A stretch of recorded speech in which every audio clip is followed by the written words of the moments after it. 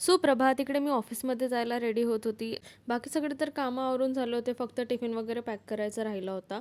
आणि आज सूर्या भाऊ आले होते. भाऊ किती ऊन होती आज. सनकोट वगैरे घालूनच ऑफिसमध्ये जावं लागलं होतं. मी तर इथं ऑफिसमध्ये जायला निघाली आहे. ऑफिसमध्ये जाता जाता यांचं पण दर्शन घेतलं. आणि कधी हे सगळं बघता बघता कधी मी ऑफिसमध्ये पोहोचले मला पण समजलं नाही. आणि बाकी सगळे कामं वगैरे आवरून मी निघाली बाहेर. आता बाहेर तर जायचं होतं, पण इतकं छान व्ह्यू आणि इतकं सुंदर वॉल आर्ट केलं होतं ना यांनी, एक नंबर. म्हणजे मला तरी खूप आवडलं. आणि इकडचा व्ह्यू जे मी कॅप्चर केला त्याच्याहीपेक्षा खूप जास्त चांगला होता.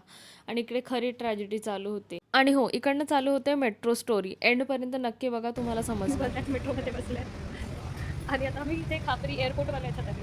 ठीक आहे, एअरपोर्ट मेट्रो स्टेशन आणि इकडे मला परत जायचं आता बर्डीला. कसं करू म्हणजे इतकी कसं राहू शकते मी, कसं होणार म्हटलं. एक तर मी ना मेट्रोमध्ये ट्रॅव्हल करत नाही आणि मेट्रो पकडली की फ्रस्ट्रेटेड होण्यापेक्षा ना मी ठरवलं की जाऊ दे, थोडी काम राहिली आणि मी व्ह्यू एन्जॉय केला. इकडे आता एवढं लांब आली होती तर व्ह्यू इतके सुंदर होते ना, मी म्हटलं जाऊ दे, व्ह्यू तरी एन्जॉय करायला मिळाला. 1 तासापेक्षा ना जास्त लागलं मला. मी निघाली 4:15 वाजता होती, पोहोचली 5:15 अँड वाजता. फायनली मी पोहोचले बर्डे स्टेशनला. मुझे बर्डे भी स्टेशन समझ रहा आहे, गोलमाल स्टेशन. वो तो इधर से ही बोले. चालेल तर. वो स्टेडियम के पास। ये वाला बरोबर आहे ना, स्टेडियम के पास जाते ना. ठीक आहे, थँक्यू. हां, यस मेट्रो स्टेडियम, थँक्यू. ती पण विसरली आहे, म्हणजे मी एकटीच नाही आहे इकडे.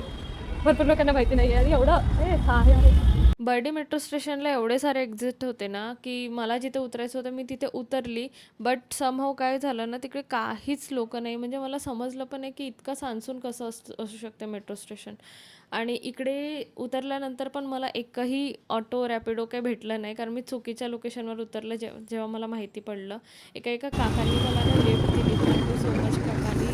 थोडं दूर येऊन मग मी मॅक्सी केली आणि मॅक्सीमध्ये पण काही हे सगळं झालं, त्यामुळे माझं डोकं इतकं दुखत होतं. तिकडनं पण मी पायी गेली जिकडे मला जायचं होतं. आणि तर मेट्रो स्टोरी अशी होती म्हणजे. आणि मी डिपेंडंट नसते राहिली ना, तर मी कधीच माझ्या लोकेशनवर पोहोचले असते जिथे मला जायचं होतं. इतकं डोकं दुखत होतं.